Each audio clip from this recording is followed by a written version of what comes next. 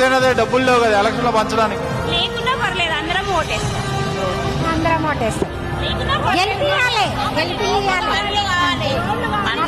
రావాలి. పైసలు కాదు మాకు కావాల్సింది, రోడ్లు అవన్నీ కావాలి మాకు. పైసలు వద్దు మాకు. పవన్ కళ్యాణ్ మీద అంత నమ్మకం ఎందుకు మీకు? ఎక్కడ చూసినా పవన్ కళ్యాణ్ అన్న ధైర్యం చేసి మాట్లాడతారు అందరికి.